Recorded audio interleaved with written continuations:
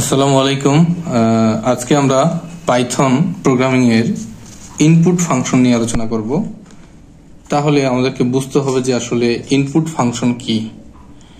এই input function বুঝতে গেলে আমাদের একটা উদাহরণে আসতে হবে। এরকম এখানে বলা আছে যে ইউজার থেকে ইনপুট নেওয়ার প্রক্রিয়া। তাহলে ইউজার থেকে আমরা কিভাবে ইনপুট নেব?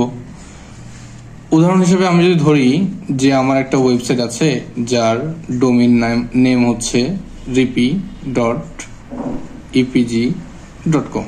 এটি আমার একটা ওয়েবসাইট রয়েছে, এটি একটি প্রতিষ্ঠানের ওয়েবসাইট। এখন এই ওয়েবসাইটের মধ্যে আমি কি দিয়েছি?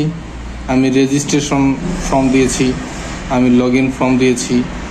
তাহলে ইউজার রেজিস্ট্রেশন করার সময় যে ইনপুটগুলো দেয়, অথবা ফেসবুক একটা পেজ রয়েছে, ফেসবুক আইডি রয়েছে, এইখানে আমি কি করি? এই ফেসবুকে আমি রেজিস্ট্রেশন করি, আবার লগ ইন করি। এখন রেজিস্ট্রেশনের সময় আমি যে ইনপুটগুলো দেই, অবশ্যই ইনপুট দেই, সেখানে date of birth, mobile number, national NID card, এই ইনপুট দেওয়ার পরে এবং ওই ফোন নাম্বার দিয়ে আমি লগ ইন করতে পারি। এই যে প্রসেসগুলো, তাহলে রেজিস্ট্রেশনের মাধ্যমে কি নিল? ফেসবুক আমাদের কাছ থেকে কিছু ইনপুট নিল। তো পাইথন প্রোগ্রামিং ল্যাঙ্গুয়েজ দিয়েও এরকম বিভিন্ন ওয়েবসাইট তৈরি করা যায়, এবং সেই ওয়েবসাইটে আমরা ইনপুট কিভাবে নিব সেই প্রসেসটার যে প্রাথমিক ওয়ে, আমরা শুধুমাত্র বেসিকটা, আমাদের বইয়ে বেসিকটা রয়েছে, এই ইনপুট কিভাবে নিব তার প্রসেসটি আমরা দেখব। তো পাইথনে ইনপুট নেওয়ার সিস্টেম হচ্ছে আমরা এরকম যে আমরা ইনপুট ফাংশন দিব, INPUT, ইনপুট ফাংশন দিয়ে ফার্স্ট ব্র্যাকেট ওপেন এবং ক্লোজ। এটার মানে হচ্ছে আমরা পাইথনে কোনো কিছু ইনপুট নিতে পারবো। ইনপুট নিয়ে আমরা জানি ভেরিয়েবল সম্পর্কে, আমরা সবাই জানি যে ভেরিয়েবল কি, কেন ব্যবহার করা হয়। তাহলে এই ইনপুট ফাংশনকে আমরা একটা ভেরিয়েবলের মধ্যে রাখবো। কোথায়? একটা আমি এ নামক ভেরিয়েবলের মধ্যে রাখলাম। তাহলে এই ইনপুট যেটা ইউজার দিবে, এই ইনপুটটা আসবে কোথায়? এ নামক ভেরিয়েবলের মধ্যে। তাহলে এ নামক ভেরিয়েবলের মধ্যে আমি ইনপুটটা পেলাম, এবং এটা যদি আমি প্রিন্ট করতে চাই, তাহলে আমরা প্রিন্ট লিখে এ কে যদি আমরা কি করি, রান করে দেই, মানে এই ভেরিয়েবলকে আমরা প্রিন্ট করে দিলাম, তাহলে এটার আউটপুটে আমরা পাবো কি, এখানে আমাদের একটা ইনপুট নিতে বলবে, কিছু একটা ইনপুট নিতে বলবে। তখন আমি লিখলাম যে হ্যালো, আমি একটা ইনপুট লিখলাম হ্যালো আউটপুটে। এতক্ষণ এই ইনপুট কিন্তু এর আগে আমি কোথাও পেতাম না। কেন? যে ডিরেক্ট এখানে রান হতো, এখানে লিখার কোনো অপশন ছিল না। কিন্তু এখন এই ইনপুট ফাংশন নেওয়ার জন্য এখানে একটা অপশন আসবে যে তুমি কিছু ইনপুট দাও। তাহলে এখানে আমি ইনপুট দিলাম হচ্ছে হ্যালো, বিপরীতে আমাকে এখানে আউটপুট দেখাইলো, এটা ইনপুট লিখবো আমরা, আউটপুট দেখাইলো হ্যালো। তাহলে ইউজার এটা ইনপুট নিল, বিপরীতে আমরা হ্যালো দেখতে পেলাম। এভাবে যদি আবার আমরা প্রোগ্রামটাকে রান করি, আবার এগেইন আমাদের ইনপুট যদি আমি নেই 23, তাহলে আউটপুটে আমাদের দেখাবে 23। আবার যদি এগেইন আমি নেই, এভাবে আমি 1000 বার নিতে পারবো। আচ্ছা, এখন কথা হলো যে ইউজার কি ইনপুট নিবে? ইউজার কি হ্যালো লিখবে নাকি ইউজার 23 লিখবে? কি আমার ওয়েবসাইটে আমি কি চাই ইউজারের কাছ থেকে? যদি আমি নেম চাই তাহলে কি দিব? তাহলে আমি দিব অবশ্যই স্ট্রিং। যদি আমি মোবাইল নাম্বার চাই তাহলে কি দিব? তাহলে অবশ্যই আমি কি দিব? ইন্টিজার। তো এখন ইউজারের কাছ থেকে আমি কি নিব এটি আমি বলে দিতে পারি। কিভাবে বলে দেব? এগেইন আমি আরেকটা এক্সাম্পল লিখি। ইনপুট ফাংশন কিন্তু খুবই জরুরি এবং খুবই গুরুত্বপূর্ণ। এই ইনপুট ফাংশন দিয়ে আমরা মূলত সকল কিছু কাজ করে থাকি পাইথন প্রোগ্রামিং এ। তো এইখানে আমি যদি একটা ভেরিয়েবল নিলাম এ, যার মধ্যে আমি রাখবো, তো এই ভেরিয়েবলের মধ্যে আমরা কি রাখবো? ইনপুট নিব ইউজারের কাছ থেকে।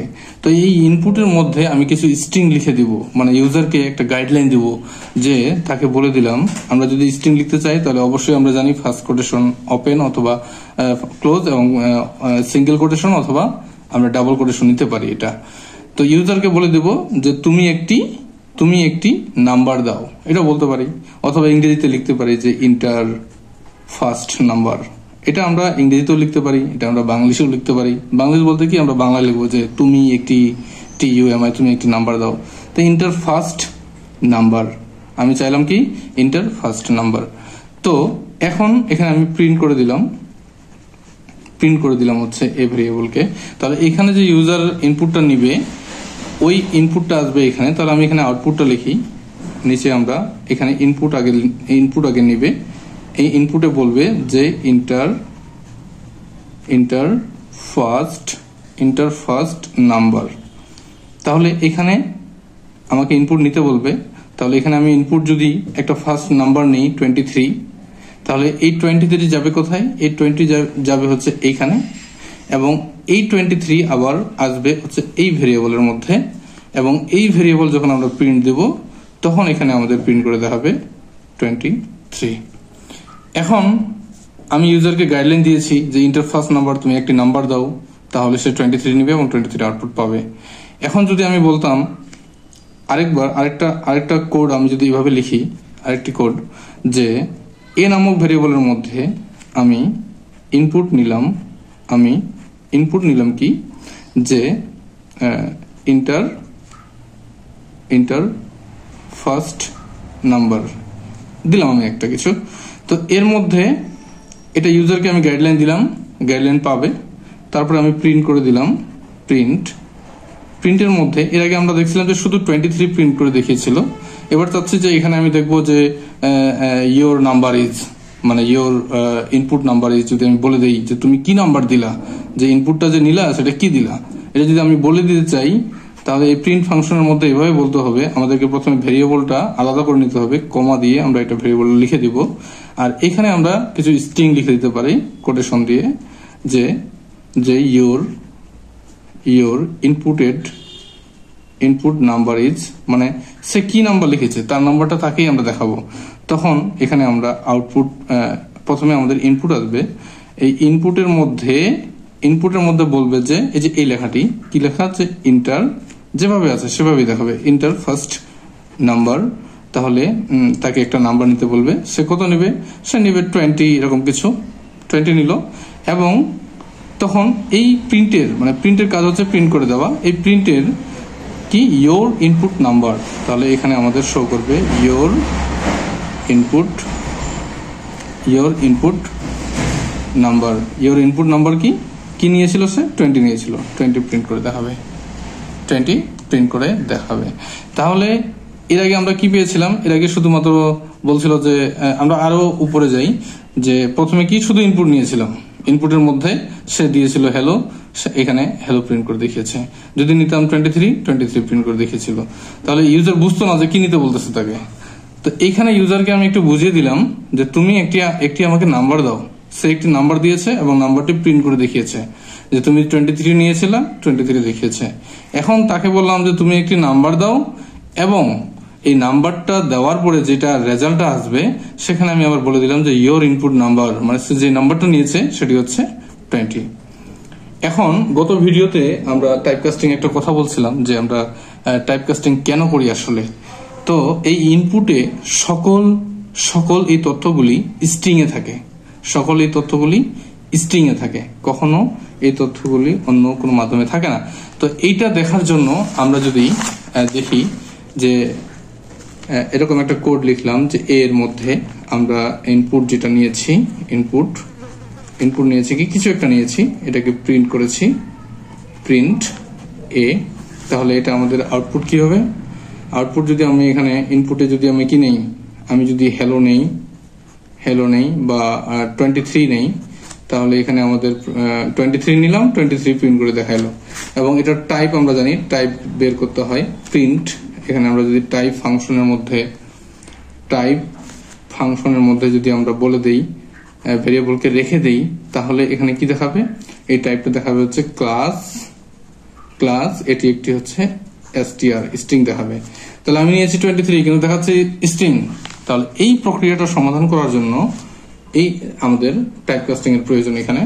তখন আমরা কি করব, এখানে বলে দিব যে এই নামক ভেরিয়েবলের মধ্যে ইন্টিজার টাইপের, আমি কি চাই? ইন্টিজার টাইপের একটি ইনপুট চাই। তাহলে ইন্টিজার ফাংশন দিয়ে ইনপুট ফাংশন আমরা দিয়ে দিব, তারপরে এখানে আমরা লিখব। তখন আমরা কি করব? এখানে প্রিন্ট করে দেব এ ভেরিয়েবলকে, এবং প্রিন্ট লিখে আমরা টাইপ ফাংশনের মধ্যে এটা দিয়ে দিব। তাহলে এটি এখন আমাদের হয়ে যাবে কি, যে সংখ্যাটি আমরা নিব এটি হয়ে যাবে আমাদের এখন একটি ইন্টিজার টাইপের নাম্বার। তাহলে আমরা যদি আউটপুটে ইনপুট দেখি, ইনপুটে নিব, মনে করেন যে ইনপুটে নিলে আমরা হচ্ছে কত 23 সাপোজ বা 24, তাহলে এটা প্রিন্ট করে দেখাবে 24, এবং এটা টাইপ ক্লাস দেখাবে ইন্টিজার নাম্বার। তাহলে আমরা কি নাম্বার নিতে চাই এটা আমরা দেখতে পাবো এই প্রক্রিয়ার মাধ্যমে। তাহলে ইনপুট ফাংশন সম্পর্কে আমরা যা জানলাম, যে আমরা কোনো কিছু ইউজারের কাছ থেকে ইনপুট নেওয়ার জন্য যে কাজটি আমাদের করতে হয় সেটি হচ্ছে ইনপুট ফাংশন ব্যবহার করতে হয়, এবং এই ফাংশনের মধ্যে নিতে পারি, এবং ইনপুট ফাংশনে কিছু আমরা ইউজারকে গাইডলাইন দেওয়ার জন্য কিছু লিখে দিতে পারি, যেটা আমরা অপোজিট পেজে এটা দেখছিলাম, যে ইউজারকে একটা গাইডলাইন দিলাম যে ইন্টারফেস নাম্বার তুমি নাও। ভিডিওটি অনেক লং হয়ে যাচ্ছে, তো পরবর্তী ক্লাসে আমরা ইনপুট সম্পর্কে আরো অনেক আলোচনা হবে আমাদের, যেমন গাণিতিক অপারেটরগুলো রয়েছে, সেখানে কিন্তু বারবারই আমাদের ইনপুট ফাংশনের কাজে লাগবে আমাদের। তো পরবর্তীতে আমরা আবার দেখব। তাহলে মূলত আমরা জানি যে ইনপুট ফাংশন হচ্ছে একটি ইউজার থেকে ইনপুট নেওয়ার প্রক্রিয়া। ধন্যবাদ সকলকে।